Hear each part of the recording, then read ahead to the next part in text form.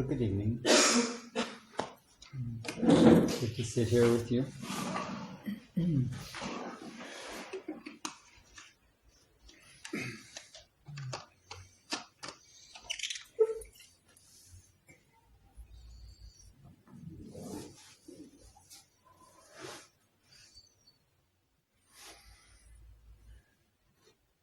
So I wanted to share some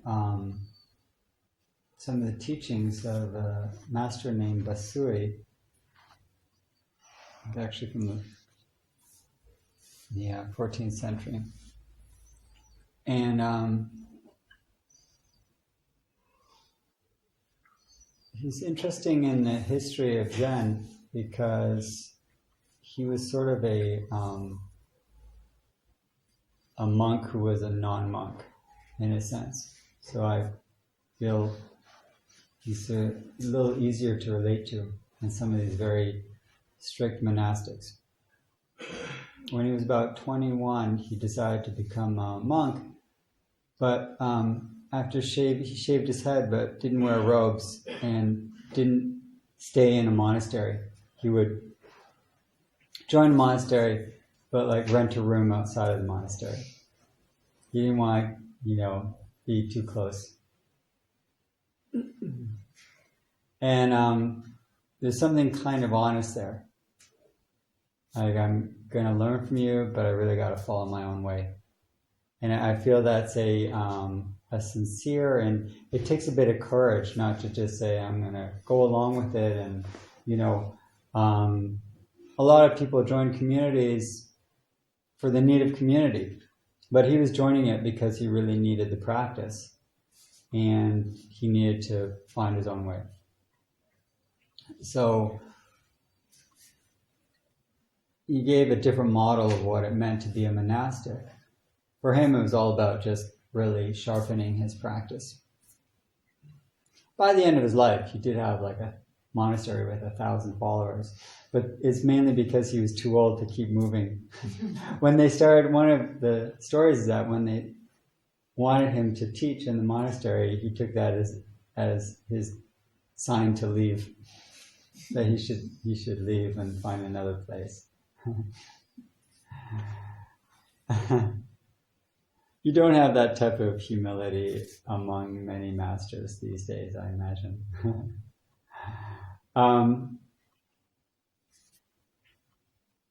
So when the early life of some of these teachers is also instructive, I find.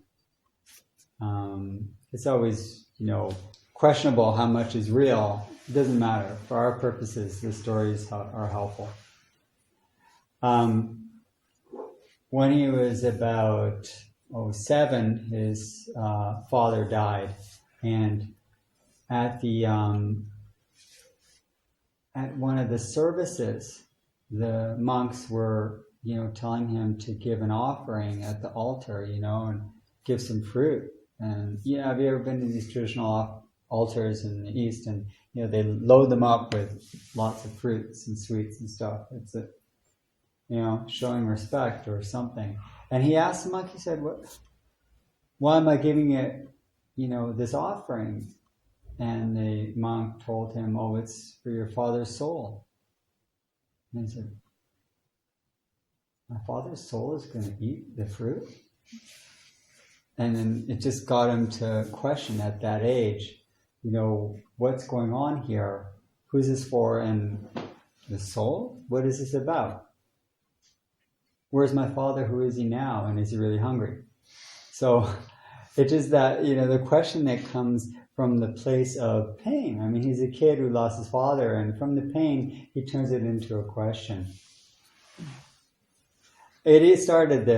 The crisis started before, because apparently when his mother was pregnant with him, she had terrible nightmares that a demon was going to be born. So when he was born, she took him out to a field and left him and abandoned him. And one of the servants came and took him in and looked after him. So it started out on, we could say, the wrong foot. And it didn't necessarily get better, but it got deeper.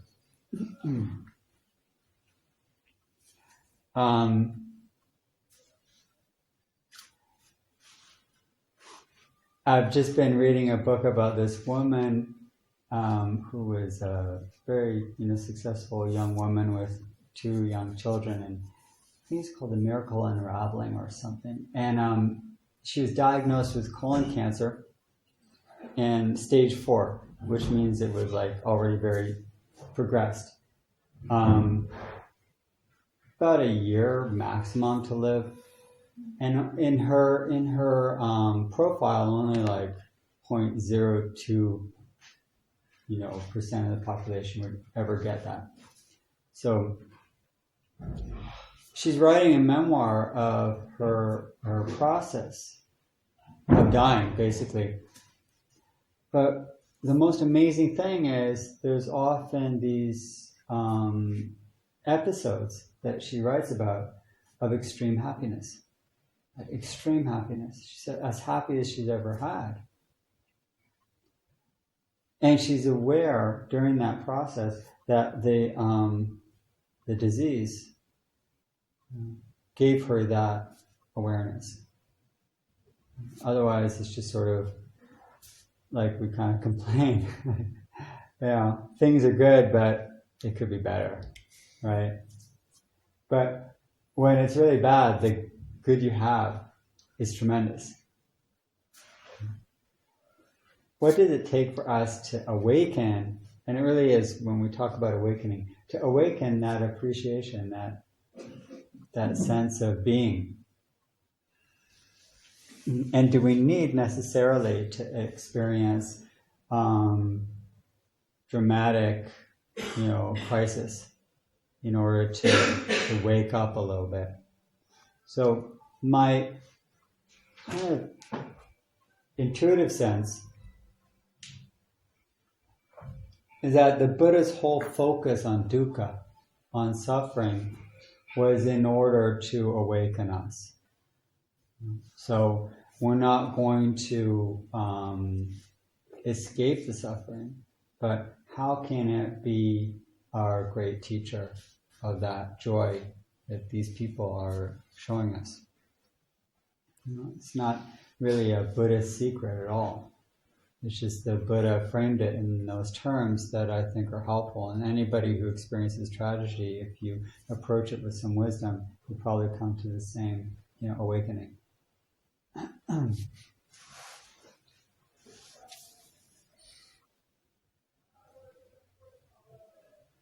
So that to say, the teachings that Bassui offers us, his book is called Mud and Water.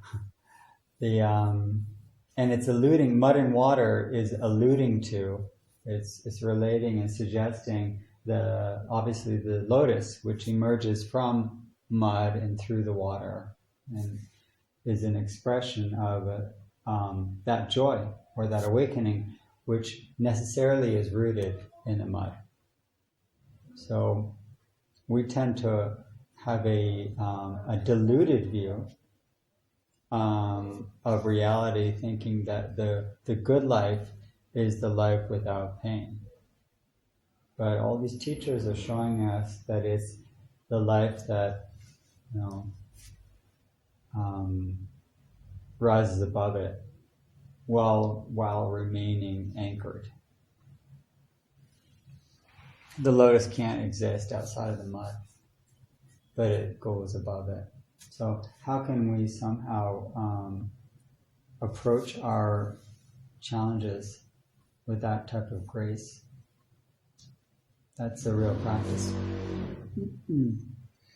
First, I think we want to notice that when we do encounter challenges, whatever they may be, small or large, to notice the resistance and the judgment that we often feel as a reaction to those, which immediately shuts down the opportunity, because if our reaction, our sort of immediate one, is to reject it or to think that I got to get rid of it, that it's an obstacle to my happiness.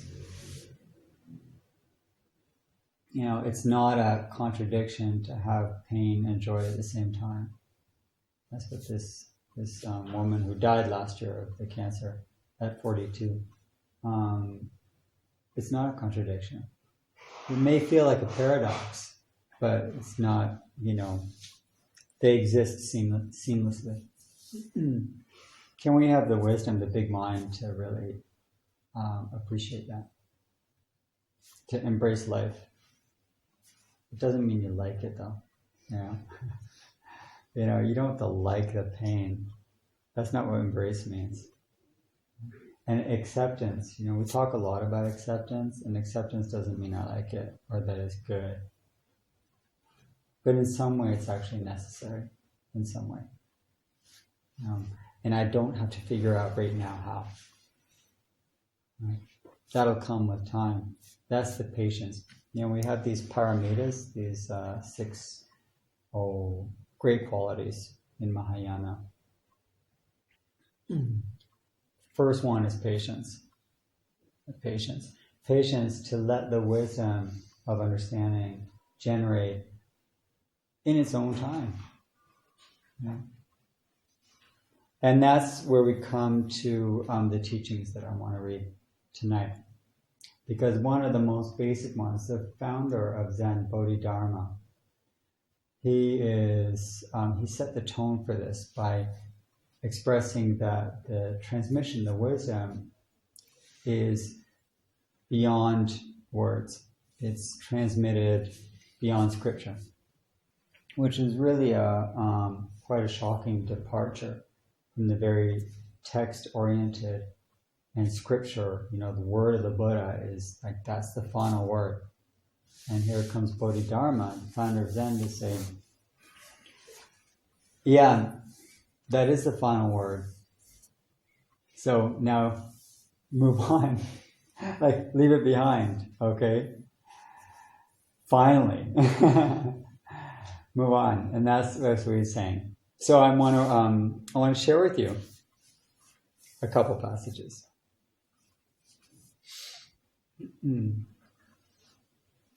So,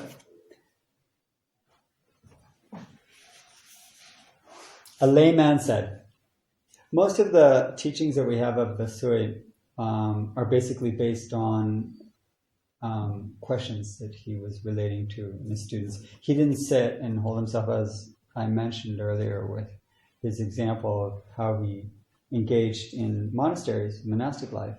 He didn't sit and I'm now the abbot of this place. He would move on. And so the recorded teachings are coming from questions that students had, not talks that he gave.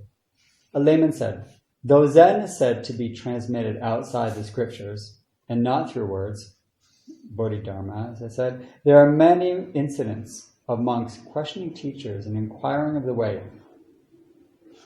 How can Zen be said to be outside of the scriptures? And how can reading the records of the old masters and seeing how they dealt with the koans ever be considered outside the realm of words? What is the true meaning of the statement, outside of the scriptures and not through words? He's asking the obvious question. Zen says it's outside of the scriptures, but then we have this whole canon, of books, of Zen, of all these koans, of these masters and students having these exchanges, and then Zen students, study those exchanges and then try to come to some deep understanding based on those words. And they hang on to every word. It's very Talmudic, actually, where you read these exchanges in a koan, and what does this word mean? Like mu? Well, he said it, it's a word. Okay, dog, Buddha nature, what does this all mean? We're hanging on to the words very closely. So he said, it says it's not a transmission through the words, it's beyond words. Then what's this whole tradition of Zen looking at words? So the master Bassui called to him at once, layman. He responded immediately, yes. The master said, from which teachings did that yes come? The layman lowered his head and bowed. The master then said, when you decide to come here, you do so by yourself. When you want to ask a question, you do it by yourself. You do not depend on another, nor do you use the teachings of the Buddha. This mind which directs the self is the essence of the transmission outside the scriptures and not through words.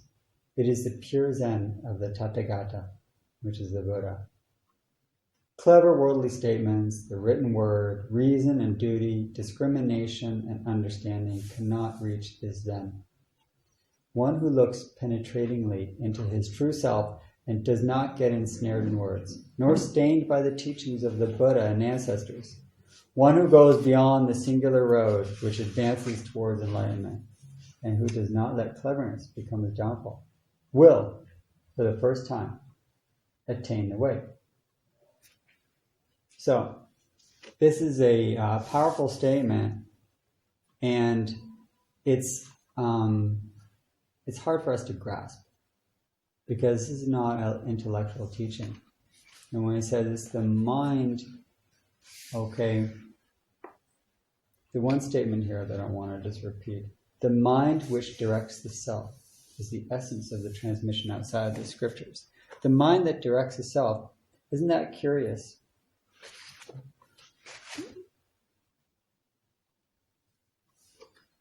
Who told you to come here? Well, you did. What's the you that told you to come here? Who told you to choose what you choose? Who is that? Where is it coming from? That urge to live, to be awake, to aspire, to grow, to feel, to love, to fear. Where does that come from? You ever look into who's telling me to do this? I am. Who's that? When you go back one or two steps, it's gone. It's just what Bassui says, mind. Mind. We identify very strongly with self. The whole point of the teachings here in Zen is to go one or two steps before self to appreciate your mind, that awareness. He says that's the transmission, that's what the teachings are pointing to. What's before your sense of self? What's just behind that? What is giving you that sense of, I'm alive? Is it yourself? As soon as it's yourself has turned it into some sort of statement or personality or complaint or praise, whatever it is. You identify with those things and you usually end up feeling pretty dissatisfied. Someone wrote me just today actually asking about what to do with all of, when he sits in meditation, he has tons of self-critical thoughts, like all the time. What can you do about that? And then it doesn't go away because he goes and has party, and then with friends or family, and there's all the same thoughts. The thoughts that you have outside of meditation are generally very similar to the thoughts you'll have in meditation, and vice versa. That's no surprise, because it's the same self, but not the same mind. When you identify with self, you're going to find yourself, usually dissatisfied, or egotistical and pretty, proud. It's like one or the other. That sense of being here without immediately defining it. The urge to live, to be real and present, and not fooled by all the messages you're getting. That spark of wisdom that understands deeply, I'm not limited by this thought. My sense of self is not everything. You don't even say that, because that's just another phrase, it's another sentence.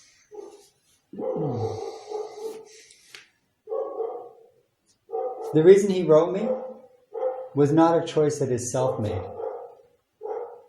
It was a decision of the mind, of the awareness, wanting to break through the limitation. Now, we filter that through in our sense of self. We say, yeah, I made that decision. I made the decision. I formulated the question. I was aware of the dissatisfaction and the criticism. And I made the decision to reach out for help. Just look before that, though. Look under. Look deeper.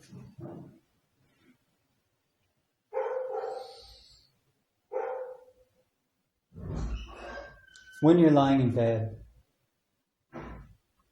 and you feel happy, when you're ending your day and you're sad, or you're just dull, pause and consider for a moment. Who is happy? Who is sad? And who is dull? Who is excited? Who's looking forward to tomorrow? Who's not? Who's there?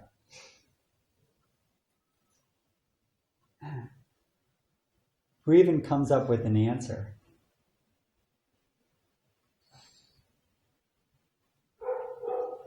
Bassui and all the teachers are really pleading with us to ask that question. Like, who really are you?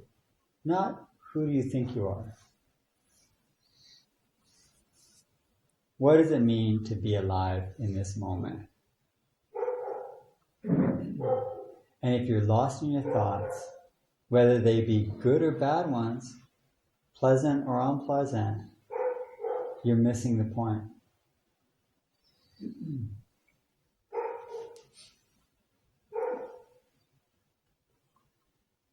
Let me share another passage that I find inspiring. This does not necessarily mean that one who studies the scriptures and revels in the words of the Buddhas and ancestors is a monk, and that one who lacks knowledge of the scriptures is a true monk. And so we can't be attached either, one side or the other. From the beginning, everyone is complete and perfect. Buddhas and ordinary people alike are originally the Tathagata. The movement of a newborn baby's legs and arms is also the splendid work of its original nature. The bird flying, the hare running, the sun rising, the moon sinking, the wind blowing, the clouds moving, all things that shift and change are due to the spinning of the right Dharma wheel of their own original nature, depending neither on the teachings of others nor on the power of words. It is from the spinning of my right Dharma wheel that I am now talking like this, and you are all listening likewise through the splendor of your Buddha nature. The substance of this Buddha nature is like a great burning fire. When you realize this, gain and loss, right and wrong, will be destroyed, as will your own life's functions. Life, death, and nirvana will be yesterday's dreams. The countless worlds will be like foam on the sea. Then you will not be restrained by the Dharma, nor will you be rid of the Dharma. He doesn't really tell us what we will be. It's not for us to reject nor hold on to. This is a true statement of the middle way that he gave us. The middle way doesn't mean the midpoint between, studying the words of the Dharma and being free of all the words. And maybe I'll study some of the time and forget it. Right? That's not the midpoint here. The midway, the middle ground, is knowing that you're real with yourself and your personality and everything like that. And all of that self is an illusion. But your Buddha nature, your true mind, that's the reality we want to rely on more and more. And it's not what you think. I mean that in the literal sense. is not what you think. So all of this then is pointing to a sense of great trust in something that is ineffable, something that you can't describe, but we just sort of approach again and again every time we ask the question, what am I doing here? What does it mean to be alive? Who am I? Why did I come here? You know, all those questions lead you to a slightly deeper place where your mind can settle and you won't be trapped by all the disturbing thoughts. Those thoughts won't stop. But you know that they're just like foam on the sea, he said. It comes and it goes. They don't last.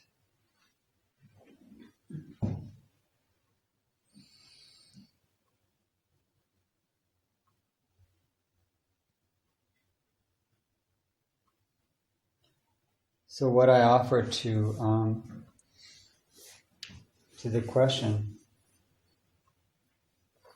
what do I do with all these disturbing thoughts, especially very self-critical ones, during meditation? Well, basically I said, don't meditate. But I didn't say don't practice. Right? If you think your practice is your meditation, you're severely limiting yourself. Just like if you think yourself is your thoughts, you're limiting yourself. Meditation is one form of practice. And if it's causing you some grief and trouble, then it's time to explore different forms. Not to abandon it, just like we don't abandon words. You know, use them well, and when the words are becoming overwhelming, it's time for silence. And then when you feel like you can come back to words or come back to sitting meditation, you do that, you know, with a little more balance. But yeah. So perhaps there is walking meditation, or there is taking a cup of tea and sitting with that only, nothing else. There's driving meditation. Usually, so often, you know, we think that driving, you know, do you remember when you first got your license? If you have your license? Do you remember how scared you were? Right? How it was like, you know, it was a tremendous experience. And then after a few years, it was like, you know, turn on the radio, get the phone where I can see it, and, you know, have everything else going on at the same time. So I was just recently away, and there was no phone reception or anything like that, and I just had silence in a car. Like hours and hours of just quiet. And I was with my friend, we didn't even want to talk to each other. Because the silence is so, you know, natural. It was so natural. And that's what we tend to forget so often in a busy and very social life. And even when there's not someone there, we need to fill it with sound. But quiet is a real natural state of being. So as part of your practice, you can invite that more in your life. When you go walking, you don't need to wear headphones. When you're driving, you don't need to have music on. You can appreciate more moments of quiet, and you will find it starts to become a natural part of your practice. It allows you to be more present and not just think, what can I add to this? Because this, most of the time, is enough.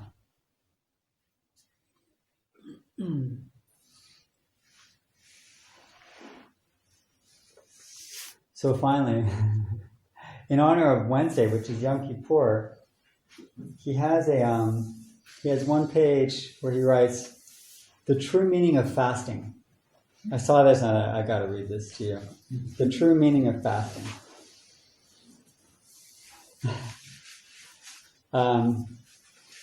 Every tradition has fasting, but not everybody does it from this place. Someone asked, to the mundane world, fasting is refraining not doing, refraining from eating for periods of a week, 2 weeks, up to 100 days. I don't know what tradition that's from, but I guess they were, they always say the masters were much stronger in the past. Is this the way to Buddhahood? I guess so, if it's like you're going to meet in heaven.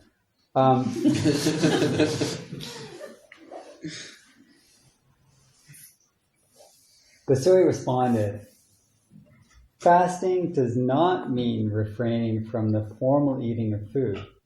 It means refraining from the feeding on the roots of delusion. Fasting means looking into your own nature and illuminating your consciousness, cutting off deluded feelings arising from analytical thinking, remaining apart from external phenomena and unattached to the internal world, completely purifying yourself so that things with no more than a thread of meaning become non-existent in your life. If you were mistakenly to take this fasting literally, it would be a case of heresy.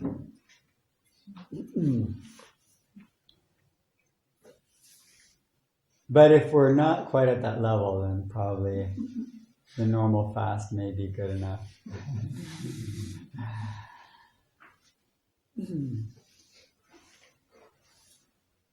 Before we finish, does anyone have anything you want to add or say?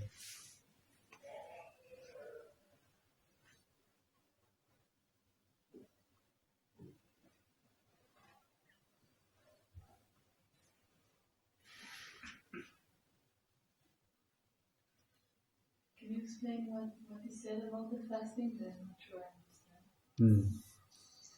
I understand. He said that, first of all, he said that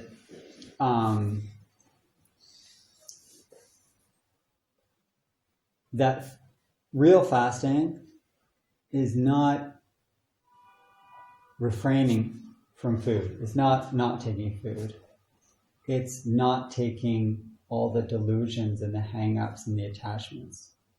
So he's talking about not so much what we feed our bodies, but what we're constantly feeding our minds. And if you stop taking food, which is, a good practice, you have to remember it's for the sake of cutting off the mental, garbage, the mental junk food. Right? That's the real fasting. But if you're doing the physical fasting, the literal fasting, he said, but you're still eating all of the mental garbage, and he said that, well, that's heresy. That's like going against the practice completely. So he didn't say that you shouldn't fast in the physical way. That's not what he was saying. He was saying that, if you're fasting in the physical way, but you're not fasting in the mental way, then you're not fasting. So.